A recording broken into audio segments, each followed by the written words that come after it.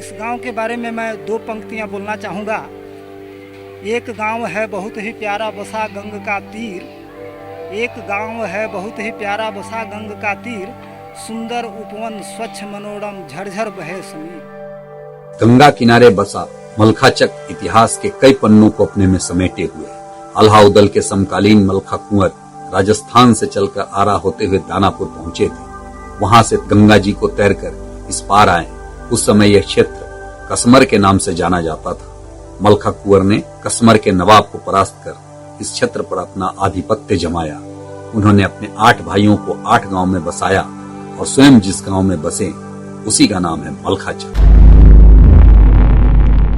एक वीर बांकुड़े की शौर्य गाथा से सिंचित यह गांव शौर्य परंपरा का साक्षी है। 1857 के प्रथम स्वतंत्रता संग्राम में कुंवर सिंह के विश्वसनीय सलाहकार राम गोविंद सिंह उर्फ चचवा इसी गांव के थे। 1856 में सोनपुर मेले में स्वतंत्रता संग्राम की योजना बनी और यहाँ के राम गोविंद सिंह, जालिम सिंह, जुझार सिंह और झुम्मन तुरहा ने स्वयं को इस आंदोलन में झोंक दिया। अंग्रेजों की कुटिलता के खिलाफ यहाँ के लोगों ने लगातार लड़ाई लड़ी। भारतीय स्वतंत्रता संग्राम का यह अनूठा ग्राम था जो महात्मा गांधी के अहिंसात्मक रचनात्मक आंदोलन के साथ साथ क्रांतिकारियों की गतिविधियों का एक प्रमुख केंद्र बना।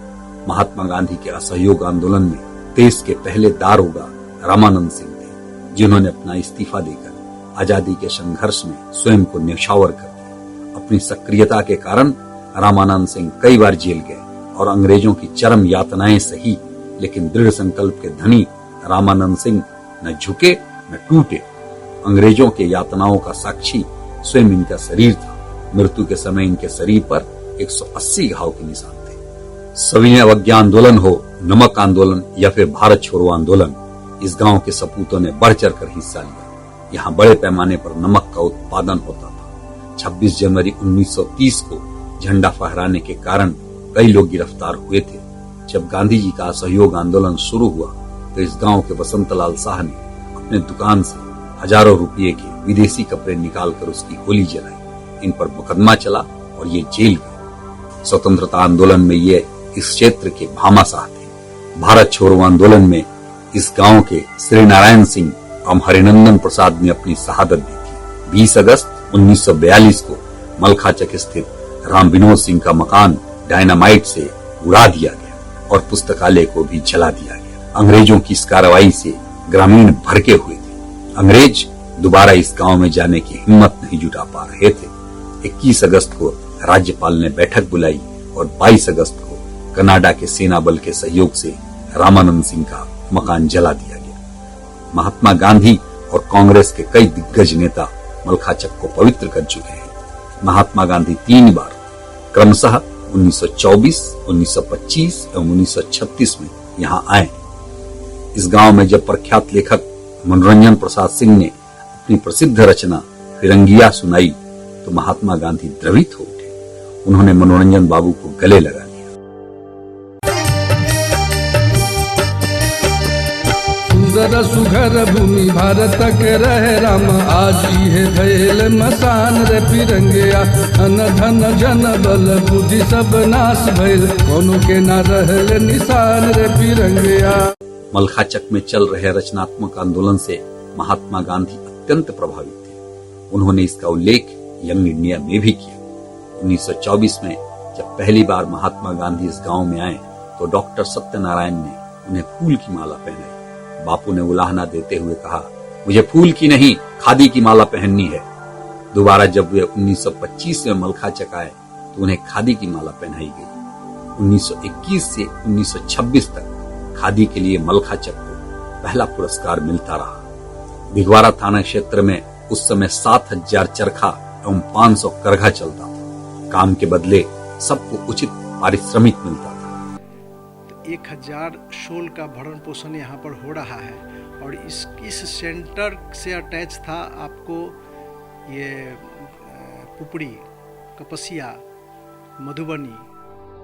मलखाचक स्वतंत्रता आंदोलन के व्यापक जनाधार एवं खाद्य उत्पादन की शीतल छांव में क्रांतिकारी गतिविधियों का भी एक प्रमुख केंद्र था। 1920 में राम विनोद सिंह ने अत्यंत साहस के साथ महात्मा गांधी को क्रांतिकारी दल में सम्मिलित होने का आग्रह किया था। गांव के दक्षिण गंगा नदी के बलुआही कछार पर देश के कई प्रमुख क्रांतिकारी अपना निशाना पक्का करते थे। इस केंद्र पर बटुकेश्वर दत्त, चंद्रशेखर आजाद, भगत सिंह जैसे कई क्रांति नायक आ चुके हैं। खुदीराम बोस के बाद मुजफ्फरपुर कारा में जिस प्रथम बिहारी क्रांतिकारी को अंग्रेजों ने फांसी पर लटकाया वे इसी मलखाचक गांव के रामदेनी सिंह थे। रामदेनी सिंह क्रांतिकारी संस्था आजाद दस्ता के संचालक थे। राजगुरु सुखदेव और भगत सिंह को गद्दार फणींद्र घोष की गवाही के कारण सजा हुई। क्रांतिकारियों ने कहा, बिहार यह कलंक ढोएगा या धोएगा। बिहार के सपूतों ने फणींद्र घोष की हत्या की योजना बनाई। गांधी चबूतरे पर बैकुंठ शुक्ल और चंद्रमा सिंह के नाम की पर्ची निकली और इन दोनों ने फणींद्र घोष की हत्या कर बिहार के कलंक को धो दिया। इसके अलावा दर्जनों राजनीतिक मनी एक्शन बिहार में हुए। इन सभी मनी एक्शन की योजना मलखाचक में ही बनी और यहीं से कार्य का निष्पादन किया जाता था। इस गांव की मातृशक्ति ने भी स्वतंत्रता की बलिवेदी पर स्वयं को न्यौछावर कर दिया था। 14 वर्ष की शारदा देवी और 11 वर्ष की सरस्वती देवी के नेतृत्व में दिगवारा थाने पर तिरंगा झंडा फहराया गया। सिर्फ थाने पर झंडा फहराने के जुर्म में ही उन्हें क्रमशः 14 और 11 वर्ष की लंबी जेल की सजा सुनाई गई थी। मलखाचक में सशस्त्र क्रांति की भी तैयारी हुई थी। यहाँ हथियार भी बनते थे। लोकप्रिय कवि महेंद्र मिसिर इस कार्य के लिए धन प्रदान करते थे। वहीं हथियार बनाने का काम करते थे दिगवारा के राम पुकार मिस्त्री। नमन है, अभिनंदन है और वंदन है। अपने में शौर्य, पराक्रम, साहस एवं उद्यमिता के अनेक अध्यायों को समेटे हुए मलखाचक की पवित्र माटी